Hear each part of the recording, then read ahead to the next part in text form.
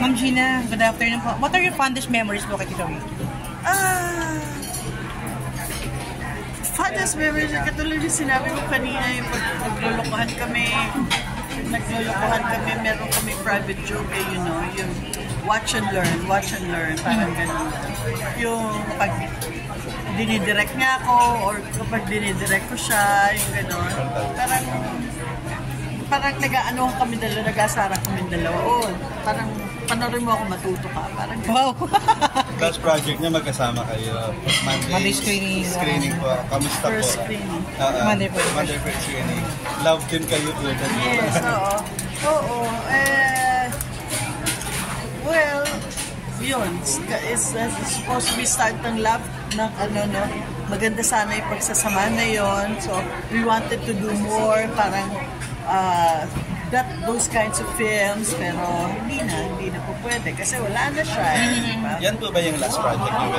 Yeah, last project ko with him. Miss Gina, how you would describe her bilang co-worker po, bilang actor? Ricky is a very hardworking man. Hindi nagre-reklamo yan. Walang masamang tinapay sa kanya. Kahit nagpupuyat yan, kahit late na natatapos yan, okay pa rin sa kanya. Basta matapos at may trabaho siya. He's very caring as a co-actor.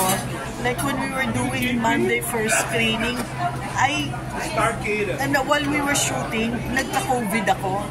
Parang bigla akong nilagnat. And he knows that. So, parang may feeling na ako na baka parang may COVID ako yung gano'n. But still, lumalapit pa rin siya sa akin, hindi siya nandidire yung gano'n. Actually, nahawa rin siya ng COVID. But, you know, kahit na nahawa siya, he was the one calling me up and asking me kung anong pakiramdam ko, kung nagpatingin na ako sa mga Miss Gina, kasi discreet po ito, yung kanyang sakit po, pero are you aware of that? Nadalo niyo po sa hospital? Yes, oo. Nadalo po. Last time you talked to him?